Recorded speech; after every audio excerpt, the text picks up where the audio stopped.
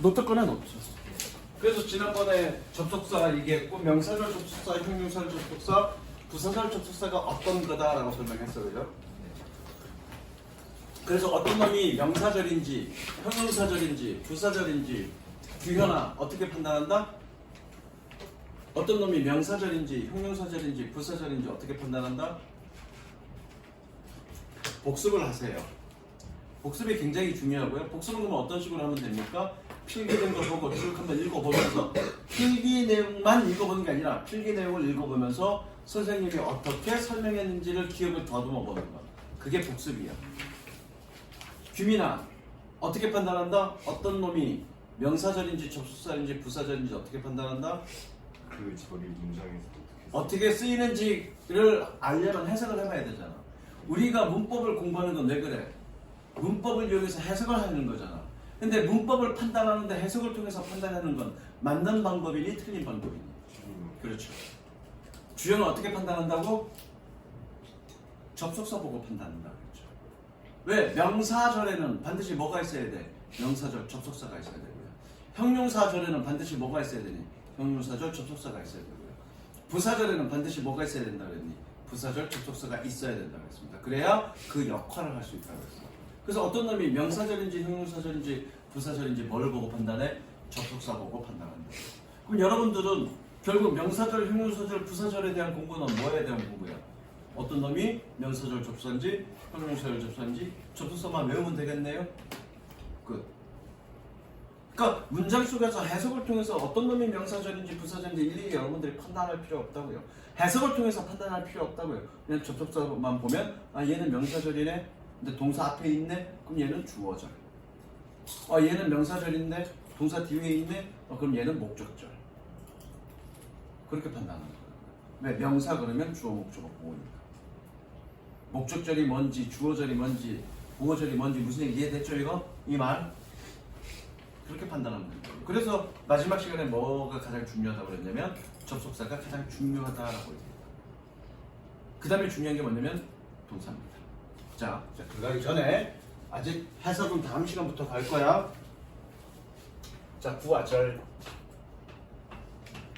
구는 뭐고 절은 뭐니? 그건 이제 단어와 단어들의 모음이죠. 단어들의. 2개 이상해. 미안해. 2개 이상해. 아이씨. 밥을 안 먹었으면 내가 저거 과자를 뺏어 먹을 건데 밥을 먹어서 못 뺏어 먹겠다.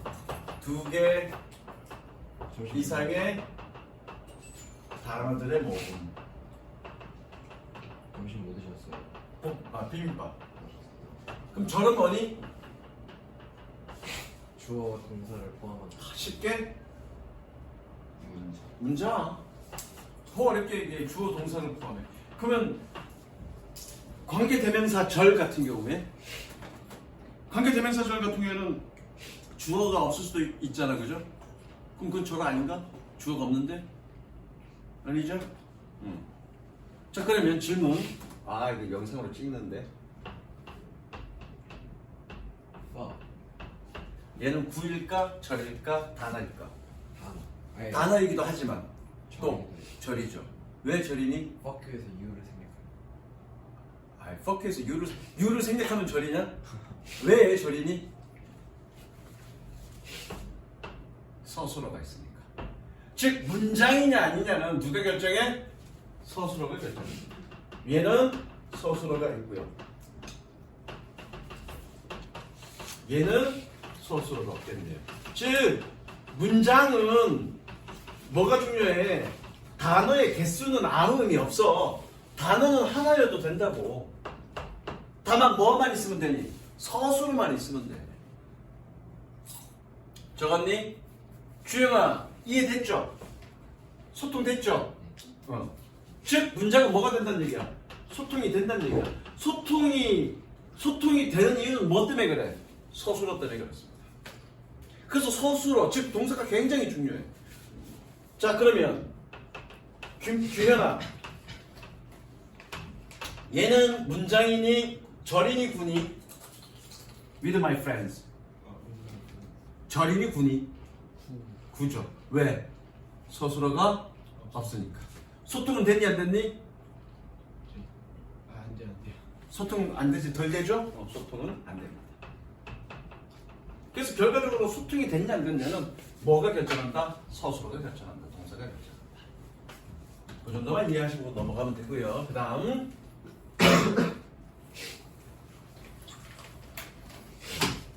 문장 성분.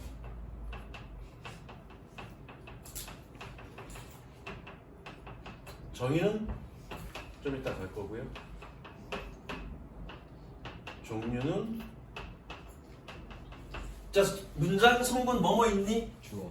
주어, 서술어. 서술어, 관계어. 관계어로 말했어. 부가 있는데. 이거 영어잖아. 주어, 서술어, 목적어. 부어. 그렇죠. 주어, 서술어,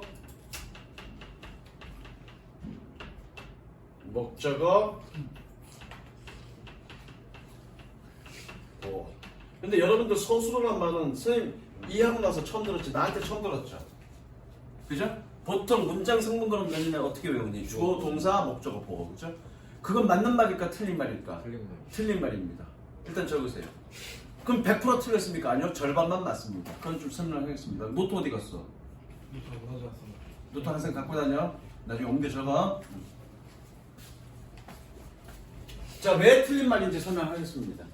자, 문장 성분 정의는 좀 이따 갈 거고요. 이 네 개 주어, 서술어, 목적어, 보어라고 있는데 공통점 어렵게 생각하지 말고 저기에 공통점 문장 성분. 문장 성분에 주어, 서술어, 목적어, 보어가 있대. 저기에 공통점 주어, 서술어, 목적어, 보어의 공통점 쉽게 생각해. 여러분도 IQ네 90 그죠? 90에 맞게 대답해주세요. 복잡하게 생각하지 말고 주요한 공통점 규민의 공통점 맞으면 안 돼요. 아이 공통점 저기서 보면 아직 설명도 안 했어. 구체적인 내용 설명 안 했어. 그래 그거 IQ 90에 맞게 가자고. 문장 성분의 공통점 어자로 끝나는 말이죠. 자 그럼 품사의 공통점 사자로 끝나는 말이죠. 그래서 지난 시간에 뭐라고 했냐면 품사에서 사자는 단어를 의미하는 거다. 어자는 문장 성분을 의미하는 거야. 그러니까 주어, 동사, 목적어, 보어라고 표현하는 거가 맞는 말이니 틀린 말이니? 틀린 말이. 이해됐죠? 근데 왜 선생님들이 주어, 서술어, 목적어, 보어라고 얘기하지 않고 주어, 동사, 목적어, 보어라고 얘기할까? 왜 그럴까?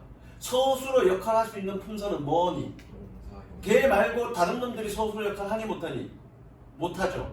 그러니까 그냥 선생님들이 주어, 동사, 목적어, 보어라고 얘기하는 것뿐 맞는 얘기는 아니죠. 내가 왜 일부러 주어, 동사, 목적어, 보어라고 얘기하지 않고 주어, 서술어, 목적어, 보어라고 얘기하냐면 여러분들이 가끔 헷갈려. 뭐냐면 원전 선생님이 문법 할 때 뭘 어떻게 설명하시니? 동사를 찾아보지마. 동사가 뭐야? 그러죠. 그때 그 동사는 뭘 의미하는 거야? 서술어를 의미하는 거죠. 자 그런데 영어 선생님들이 투부정사를 설명할 때 to 플러스 동사가 투부정사야 라고 설명하죠. 그때 to 플러스 동사 할 때 그 동사는 뭘 의미하는 거야? 품사 동사를 얘기하는 거야. 그런데 선생님들이 그걸 혼용해서 쓰니까 여러분들이 가끔 헷갈린다고. 동사 씨발 뭐지? 그래서 그 혼동을 피하기 위해서 선생님이 정확하게 표현하고 싶어서 이렇게 얘기하는 거예요. 물론 이제 어느 정도 숙달이 되면 선생님들도 그냥 서술어라고 얘기하지 않고 동사라고 얘기할 거야. 그때 그 동사는 뭘 의미하는 거니? 서술어 동사를 의미하는 거야. 이해되셨죠? 자, 서술어의 정의는 문장을 완성하는 놈이죠. 아까 그랬잖아. 얘가 있어야 문장이 된다고요. 서술어는 어떻게 생각하니? 무조건 다로 끝나야죠. 서술어는 무조건 뭘로 끝나야 됩니까? 다로 끝나야 됩니다. 자, 주어는 그럼 뭘까? 주어의 정의는 뭘까? 주체가 돼. 주체. 뭐의 주체? 서술어. 서술어의 행위 주체자. 그럼 목적어는 뭘까? 서술어의 행위의 목적. 행위의 목적? 너는 누구니? 비밀. 어? 너는 누구니? 저는 어떤 사람입니다라고 너의 특징을 설명해야지. 김씨 아들 모윤건입니다라고 대답하면 맞아 틀려. 맞지 않아요? 너는 누구니라고 물어보는 건 너의 이름이 뭐냐고 물어보는 게 아니라 너의 특징이 어떠냐, 너는 어떤 사람이냐고 물어보는 건데 저는 김씨 아들 모윤건이라고 대답하는 건 맞아 틀려. 틀리죠. 넌 좀 그렇게 얘기하는 거잖아. 목적어 뭐니? 서술어의 목적어요. 틀린 설명이죠. 목적어가 뭐니? 서술어의 행위 대상이죠.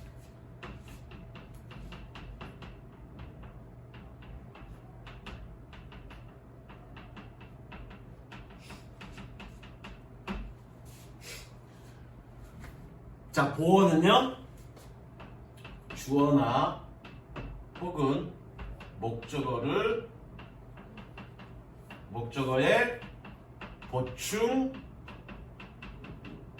보충이 된다. 보충 설명하는 말입니다. 국어에서는 보어가 국어랑 비교하지 마세요. 다른 개념이니까. 아예 달라요. 난 몰라. 그건 말이 똑같잖아요. 보어는 보어랑 말은 달라도 쓰임은 달릴 수 있으니까 국어랑 비교해서 하지 마세요. 그러면 오히려 더 혼동됩니다. 어떤 외국어를 공부할 때 새로운 개념으로 받아들여야지 한국어와 비교해서 차이점, 공통점 그렇게 하다 보면 그 순간에는 조금 유익할지 모르겠지만 장기적으로 볼 때는 도움이 안 됩니다. 혼동스럽습니다. 그냥 새로운 개념으로 받아들이세요. 뭐라고요? 보어는 주어나 목적어의 보충 설명하는 말. 됐죠? 지금 정의는 어떻게 내면 되냐면 얘는 문장을 구성하는 구성 성분이라고 정의하면 되거든요. 즉 영어 문장에서 핵심적으로 문장을 구성하는 건 이렇게 4가지가 있대. 됐죠? 그다음 내가 복습하라 그랬어. 복습하라 그랬습니다. 복습 선생님 거 수업하는 거 복습 그리 어렵지 않습니다. 복습은 그냥 필기한 걸 가지고 쭉 훑어보면서 이 얘기하면서 이렇게 설명했고 이거는 이거라고 얘기했고 이건 이렇게 설명했어 정도로 그냥 기억을 다시 점검하는 정도의 수준이면 됩니다. 복습은. 자, 지난번에 품사 얘기할 때 처음 들어보는 용어를 설명했을 거야. 그 용어가 뭐였지? 처음 들어보는 용어? 품사 얘기하면서 다 용어 다 알고 있던 용어들이야? 그 중에 하나 낯선 용어가 하나 있었는데 서술어라는 얘기는 이제 설명했고 그렇죠? 또 하나 낯선 용어 하나가 있었는데 준동사. 들어본 사람? 못 들어봤죠? 준동사. 요 놈도 되게 중요합니다. 왜 동사의 역할은 무슨 역할을 한다? 서술어와 준동사 역할을 한다는 거 정의 내려주고 넘어갔잖아, 그렇죠? 그걸 자세하게 설명할 거야. 정의. 아니다.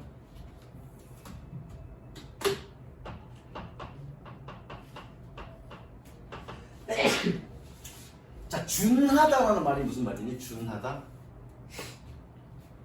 기준 내려오죠. 만족하는 거야? 준하다?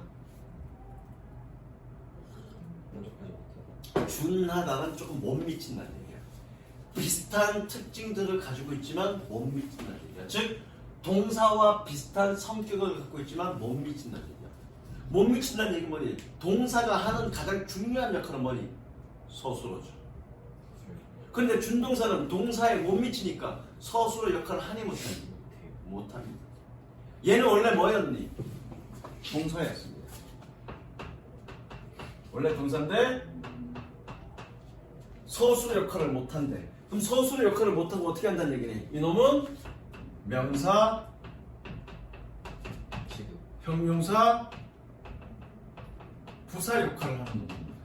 그러니까 서술어 역할을 하지 못하니까 얘는 다로 끝나면 되니 안 되니? 안 되죠. 그러면 그냥 동사가 바로 명사나 형용사나 부사 역할을 할 수 있어? 얘네가 그러니까 서술어인데 서술어 역할을 해야 되는데 그냥은 안 하고요. 어떻게? 모양을 바꿔서 형태 변화를 통해서 이 정도까지 하면 감이 좀 올려나? 준동사에는 어떤 것들이 있을까? 동명사. 그렇죠. 또 그렇죠. 또 분사. 이걸 우리는 뭐라 그래? 준동사라고 합니다. 그럼 모양을 어떻게 바꿨니? 모양을 동사에다가 어이구야. 모양을 어떻게 바꿨니? 동사 원형에 to를 붙이거나 아니면 동사 원형에 ing를 붙이거나 혹은 ed를 붙여서 명사, 형용사, 부사 역할을 하는 거죠. 이런 걸 우리는 뭐라고 그래? 준동사라고 그러죠. 자, 그러면 종류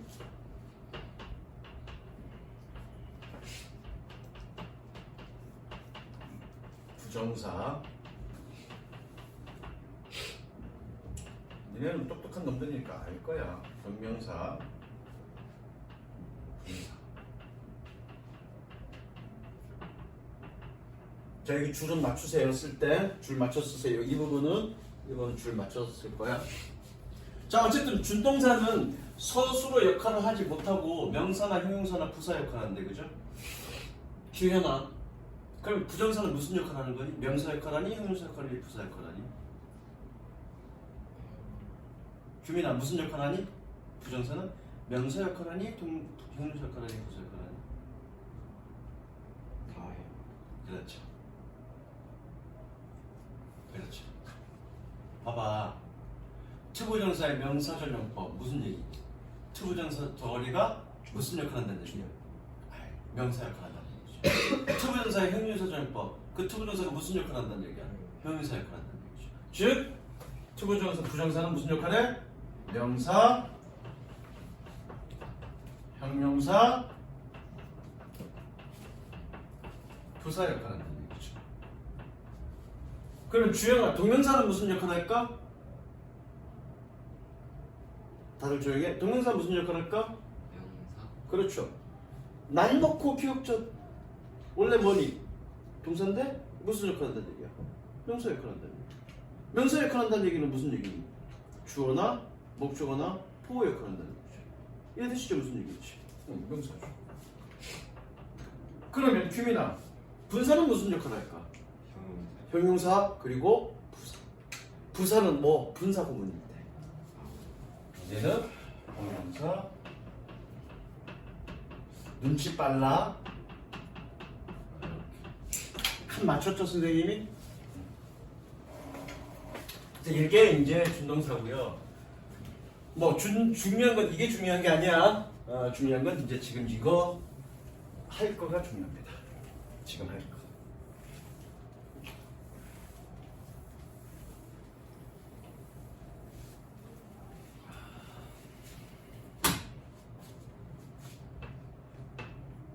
자, 미리 필기합니다.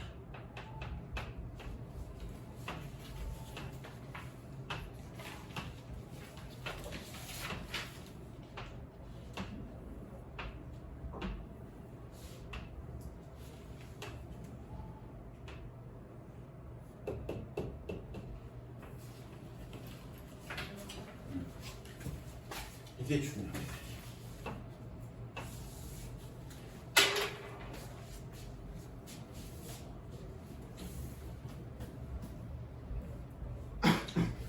분석은 크게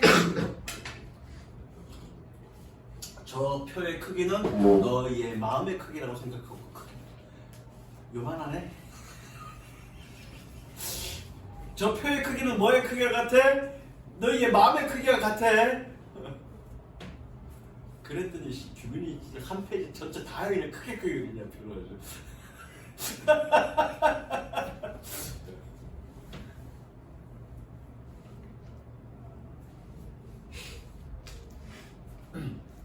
다 그렸니? 천천히 빨리 그리면 된다.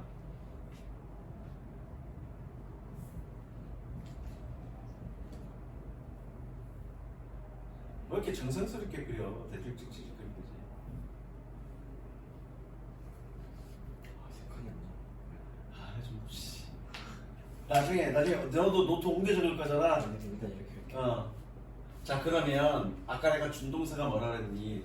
동사의 특징을 가지고 있지만 그거에 못 미친다고 그랬어. 그쵸? 동사의 특징을 가지고 있지만 그거에 못 미친다고 그랬어. 그러면 준동사는 원래 어디서 나왔니? 동사에서 나왔다고요. 그럼 그 특징들이 있을 거야. 그 특징들을 다 가지고 간다는 얘기야.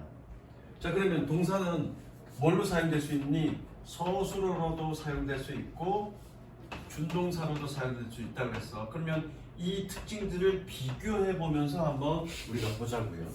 자, 동사. 자, 러브라는 동사가 있습니다.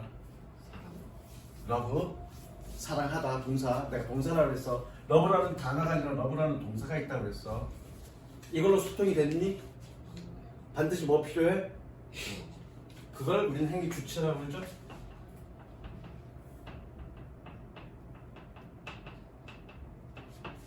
자, 이걸로 다 표현이 됐니? 반드시 뭐 필요하니? 목적어 필요하죠? 이 동사의 뒷부분을 뭐라고 얘기하냐면, 다시 한번 동사의 뒷부분을 뭐라고 얘기하냐면 서술부라고 얘기합니다. 그럼 서술부만 있으면 이렇게만 표현하면 다 표현하는 거니?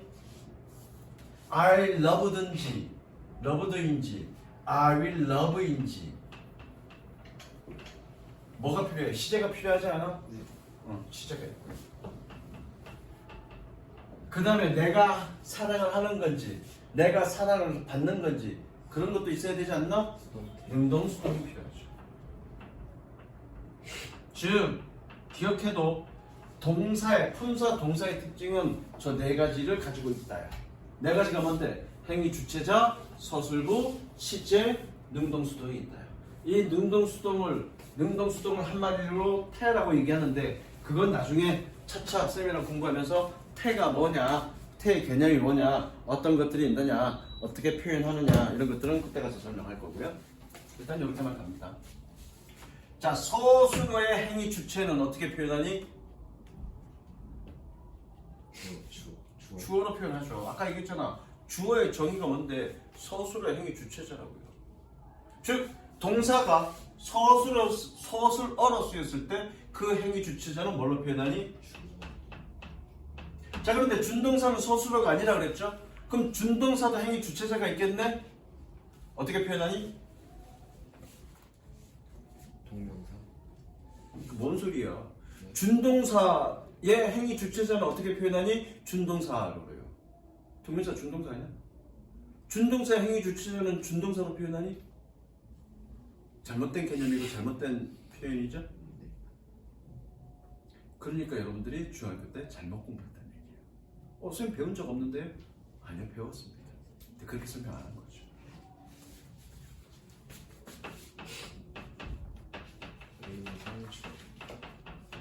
여러분들은 의미상의 주어를 어떻게 기억하니? 의미적 주어 이렇게 기억하고 있다고요. 그러니까 영어 선생님들이 문제가 많아. 야, 투부정사의 의미상의 주어는 어떻게 표현해? 투부정사 앞에 for 플러스 목적격, 사람의 성격을 나타내는 오브 플러스 목적격 이렇게 나타내는 거야. 외워야 시키느라 for 플러스 목적격. 그래놓고 저기가 의미상의 주어가 뭔지 설명 안 하죠. 그거 잘못 가르쳐주고 있다고. 물론 본인들도 가르치는 본인들도 의미상의 주어가 정의가 뭐니 그러면 본인들도 머리 극적극적하고 뭐였죠? 투부정사 앞에 for 플러스 목적격 쓰는 게 의미상의 주어예요. 그건 도돌이표죠. 정의가 뭐냐 그랬더니 투부정사 앞에 for 플러스 목적격을 쓰는 게 의미상의 주어예요. 도돌이죠. 그 말은 이 말과 똑같죠. 투부정사의 의미상의 주어는 뭡니까? 투부정사의 의미상의 주어요 라고 얘기하는 것과 뭐가 달라? 자, 다시 한번 얘기합니다. 의미상의 주어는 그 준동사의 행위 주체자를 의미합니다. 그럼 여러분들 중학교 때 뭐 배웠어? 투부정사의 의미상의 주어만 배웠죠. 그러면 자연스럽게 동명사도 의미상의 주어가 있을 거고요. 그렇죠? 분사도 의미상의 주어가 있겠죠. 당연하죠. 동명사는 어떻게 하는지는 아직 안 배웠고요. 아예 분사에서는 의미상의 주어를 배운 적이 없을 겁니다. 그리고 장단컨대 여러분들이 문법서를 가서 보면 분사의 의미상의 주어를 거론하는 책들이 거의 없을 겁니다. 거의 없다고 해서 없는 건가? 아니요, 있습니다. 다만 거론할 필요가 없을 뿐입니다. 그런 것까지 설명을 할 겁니다. 그래서 이해되셨죠? 의미상의 주어는 뭐다? 준동사의 행위 주체자. 그러니까 의미상의 주어를 for 플러스 목적격을 누구누구에게 무엇뭐를 위해라고 해석하면 되니 안 되니? 안 돼. 이 가라고 해석하는 거야. 예를 들어 이거잖아. There is no easy way for us to learn English. 어떻게 해야 돼? 영어를 배우는 우리에게 쉬운 방법은 없습니다. 이렇게 해석하면 안 되죠? 얘는 어떻게 해야 되니? 의미상의 주어니까 우리가 해야죠. 주격조사 붙여야죠. 이가 붙여야죠. 우리가 영어를 공부하는 쉬운 방법은 없습니다. 이렇게 생각해야죠. 의미상의 주어는 반드시 어떻게 가야 되니? 이 혹은 가 이렇게 붙여야죠. 왜 행위 주체자니까. 됐어? 주격조사 붙여. 자, 그럼 서술부 당연히 똑같이 있고요. 있음 그러면 됩니다. 이거는 서술부에 대한 얘기는 좀 이따가 얘기할 거고요. 자, 그 다음에 시제. 영어의 시제가 몇 개인지 아는 사람 혹시? 과거 개수. 세기 과거 이제 몇 개밖에 없어? 과거 진행, 현재 진행은 9개. 뭐뭐? 완료도 시제예요. 시제 맞죠? 시제인지도 모르고 공부했단 말입니까? 완료 시제, 현재 완료 시제, 과거 완료 시제가 안 배우냐? 배웠는데 순간 헷갈렸어요. 영어 시제 몇 개일까?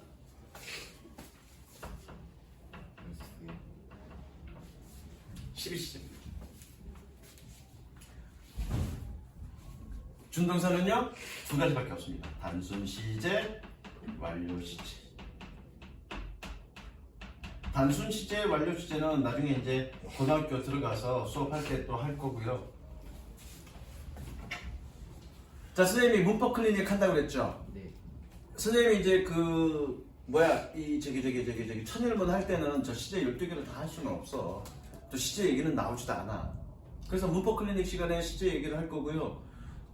장단컨대 선생님이랑 딱 5분만 하면 12시제 종류는 알 겁니다. 뭐가 쭉쭉쭉 날 겁니다. 5분만 하면 됩니다. 그리고 플러스 15분을 더하면 12시제에 대한 형태가 어떻게 되는지를 다 알 거고요. 모양이 어떻게 되는지를 다 알 거고요. 12시제 모양이 어떻게 되는지 다 알 거고요. 플러스 5분만 하면 역으로 선생님이 시제 어떤 시제 써봐 그러면 쓸 수 있을 겁니다. 그 형태 맞게끔. 좋다 한 20분에서 25분 정도만 공부하면 12시제 공부 끝입니다. 그렇게 만들어 줄 거야. 여태까지 지금 10몇 년 수업했지만 시제 12시제 30분이면 끝납니다. 어렵지 않습니다. 그거는 이제 그때 가서 문법 클리닉 할 때 설명할 거예요. 어쨌든 12시제가 있다. 그다음에 능동수동 당연히 있고요. 얘도 있습니다. 자, 요거는 지금 미리 얘기해 볼 건데, 요거는 능동수동은 어렵지 않으니까. 자, 수동으로 만들 때 동사 모양은 어떻게 되니? 동사 모양? 수동태로 만들 때? 그 조동사 아니, 동사 모양이 어떻게 되냐고. 과거요. I love you. 수동태로 만들면 you love me야? 이렇게 만들어? 조동사 어? 조동사 없는데 어떻게 조동사 써 여기다가? 잘못 가르쳤다니까 선생님들이.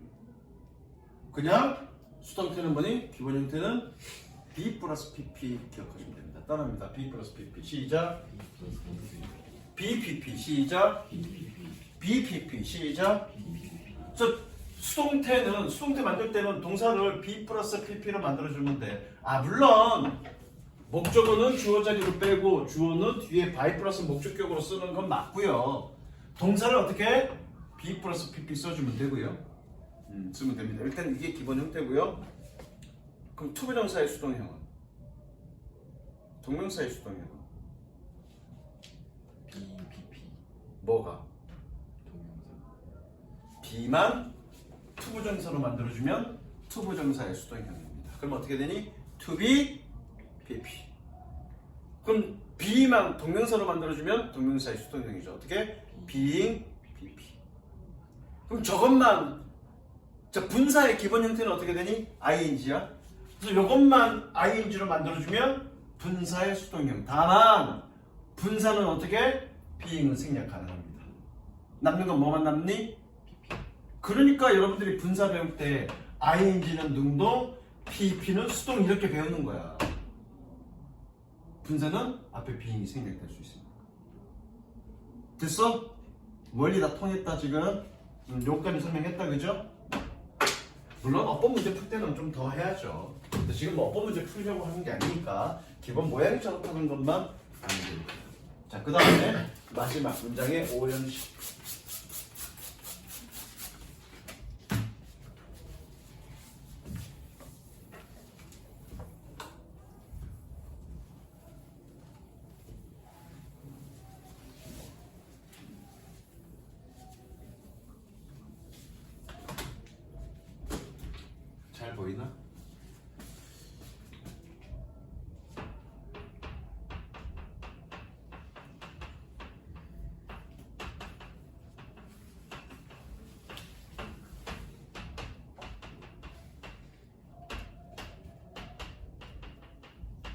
문장의 오형식은 다 외우죠. 1형식 어떻게 되니? 주어 동사 2형식은? 주어 동사 3형식은? 주어 동사 간목 3형식이? 주어 동사 목적어. 어, 4형식은? 주어 동사 간목 진 간목적어 간접 목적어 직접 직접 목적어. 5형식은? D 이거 D야 D.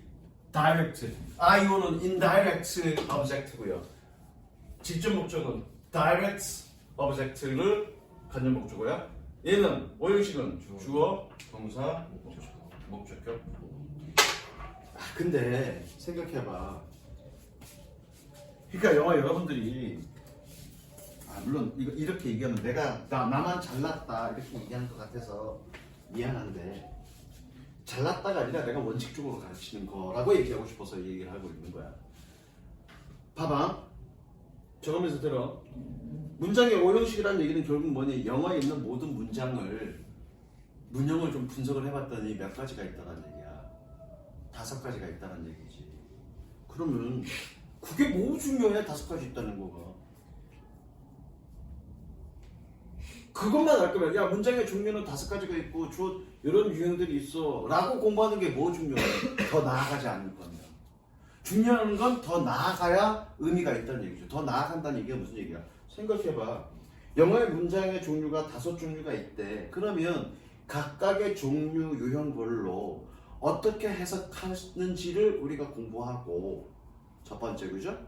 그리고 두 번째 아무리 긴 문장이라도 그 문장을 우리가 이 유형 안으로 분류할 수 있으면 내가 분류할 수 있는 능력이 되면 결국 우리가 해석할 수 없는 문장은 없네. 그죠? 문장의 오형식은 그것 때문에 의미가 있는 거야. 근데 그렇게 공부 안 하죠. 그게 문제라고. 여러분들 가끔 그런 경험 했지? 고등학교 모의고사 문제 풀면서 그죠? 단어를 다 찾았어 그죠? 대부분 다 해석이 되겠지만 해석이 안 되는 것들도 꽤 있죠? 그건 왜 그래? 이거를 분석할 줄 모르니까. 이거에 대한 거의 의미를 알지 못하니까 해석이 안 되는 거죠. 결과적으로 선생님 천일문에서 공부하는 건 이런 내용들을 공부할 거예요. 무슨 이해되셨습니까? 자 그러면 내가 정의는 비워놨는데 그렇죠? 문장의 오형식의 정의는 그럼 어떤 식으로 내리면 될까? 그 눈에 보이는 거. 규현은 어떤 식으로 내리면 될까? 문장의 오형식? 그냥 직감적으로 느낌으로. 느낌적으로. 5가지 종류가 저렇게 있는데 그럼 너 어떻게 내리고 싶니? 정의를? 괜찮아. 틀려도 돼. 그냥 네 느낌. 이렇게 시키는 이유는 왜 시키니? 생각해보라고 시키는 거야. 너에게 정답을 원하는 거야. 규민아, 어떻게 정의를 내리면 될까? 주행 어떻게 정의를 내리면 될까? 정의 한번 내려보자. 여러분들이 지금 나랑 문법 공부하면서 정의를 내가 내려줬잖아, 그치? 저스티스 그 정의는 그 정의가 아니잖아. 자, 정의, definition이야, definition, justice가 아니라. 자, 그 정의는 내가 어디 문법책에서 보고 베낀 게 아니야. 내가 생각하고 내가 말을 만들어낸 거지. 니네가 나보다 못난 게 뭐 있어? 얼굴 그건 맞는 얘기인데 그 외적인 부분 나보다 낫잖아. 키도 크고 나보다. 아닌가? 이제 크게 될 거야. 지금은 작지만 나보다 크게 될 거잖아. 나는 이미 다 컸고 니는 앞으로 더 커야 돼. 주행은 어떻게 정의 내리면 되죠?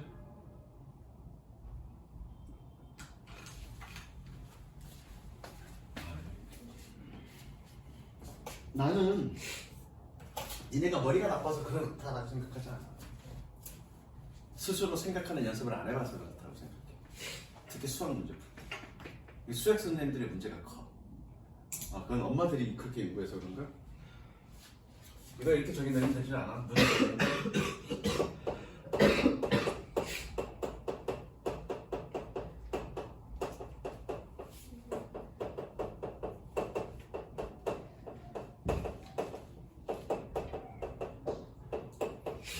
이런 식으로 정의 내리면 되지 않아?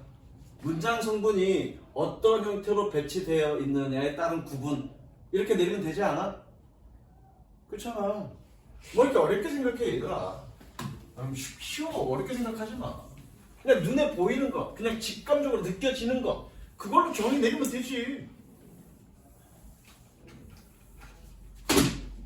자, 그런데 요거는 반만 맞습니다. 본질적인 건 아니야. 그 본질을 따라가 보자고. 본질을. 그래서 그 본질에 맞는 정의를 내가 다시 내려줄 거야. 그냥 겉으로 보기에는 문장 성분이 어떻게 배치되어 있느냐에 따라서 1형식부터 5형식으로 나뉘어지는 것 같은데, 그렇죠? 그 속을 들여다보면 사실은 다른 겁니다. 자, 이거야. 내가 좋아하는 동사가 뭐라고 그랬죠? love. love. 나는 love라는 동사를 가지고 1형식으로 쓰고 싶어. 1형식으로 쓸 수 있니 없니? 절대 없죠. 반드시 뒤에 뭐 와야 되니?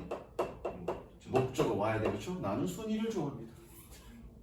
자, 나는 give라는 동사를 가지고 3형식으로 쓰고 싶어. I give, 순위. 레터. 전달됐니 안 됐니? 전달 안 됐죠? give라는 동사는 무조건 뭐니? 몇 형식으로 써야 되니? 4형식으로 써야 되니? 내가 give라는 동사를 가지고 1형식으로 쓰고 싶어. 쓸 수 있어 없어? 없죠. 그럼 결국 이 문장의 5형식은 뭐에 따른 구분이니? 동사에 따른 구분이야.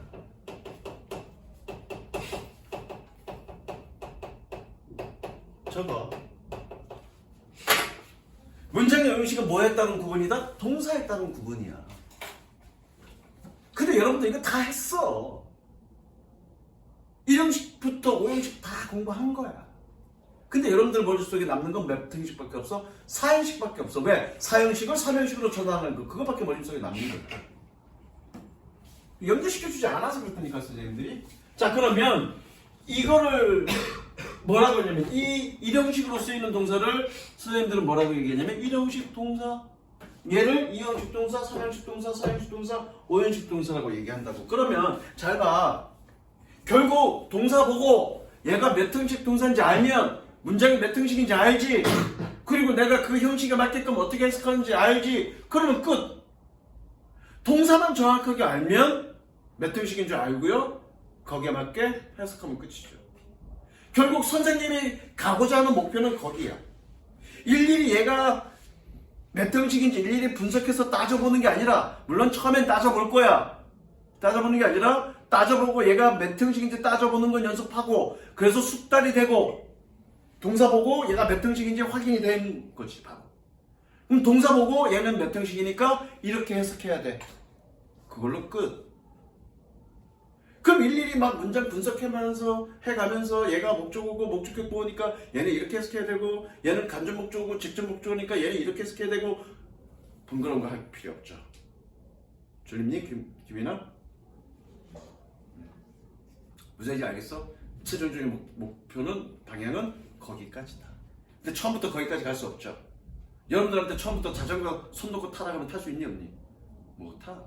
손 놓고 타려면 어떻게? 자전거 타는 법부터 배워야 되고, 두 번째 번이 자전거를 잘 탈 수 있는 수준까지 숙달돼야 되고요. 그리고 마지막에 손 한번 놔봐야죠. 그래도 몇 번씩 넘어질 거라고. 그것도 연습이 되면 마지막에 어떻게? 자전거 손 놓고 타면서 방향까지 바꿔가면서 타죠. 그런 사람 있어요. 방향 바꿀 수 있어. 충분히 균형 잡으면서. 손 놓고 타는 것도 가능하지만 지금은 못하죠. 몸이 굳어갖고. 니네 나이 때는 손 놓고 타고 방향까지 바꿔가면서 타고 그랬습니다. 거기까지 가는 거야. 자, 그런데 그래서 얘를 1형식 동사, 2형식 동사, 3형식, 4형식, 5형식 동사라고 얘기하고요. 문법서에 그렇게 나와 있잖아. 5형식 동사들, 4형식 동사들. 그게 배운 적 있잖아, 그죠? 그게 이런 의미야. 자, 그런데 이 5가지 유형의 동사를 크게 2가지로 나눌 수 있습니다. 크게 2가지. 어떻게 나눌 수 있을까? 5가지 유형의 동사를 크게 2가지로 나눌 수 있습니다. 자동사, 사동사. 그렇죠.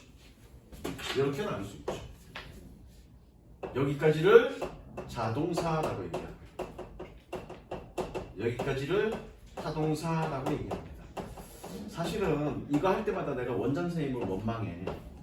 왜냐면 내가 가르치는 수업은 딱 여기까지만 하면 돼. 여기까지만 하면 돼. 그리고 1형식 동사, 2형식 동사, 3형식 동사 이렇게 얘기하면 돼.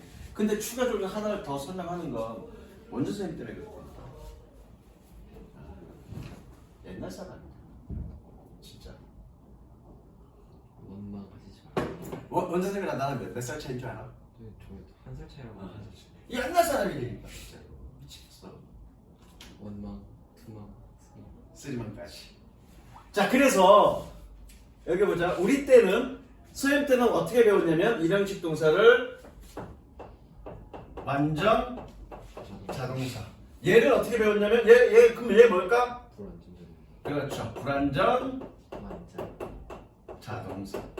얘를 뭐라고요? 완전 타동사. 얘를 뭐라고요? 수요동사. 얘를 뭐라고요?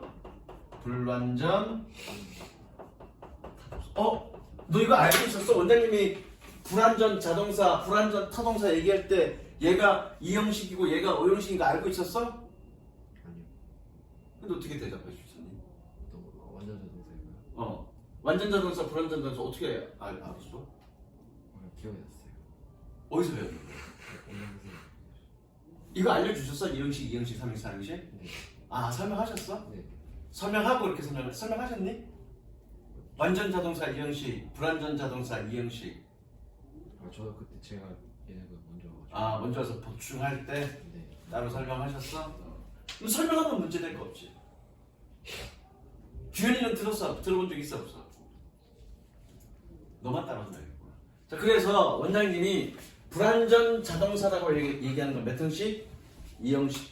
불완전 타동사라고 얘기하는 건 몇 형식? 5형식을 얘기합니다. 봤더니 불안 공통점이네. 뭐가 있니? 불안. 뭐지? 헛소리야. 불완전 자동사와 불완전 타동사의 공통점. 불완전 자동사와 불완전 타동사의 공통점. 불완전 자동사와 불완전 타동사의 공통점. 뭐가 있네. 네. 됐어?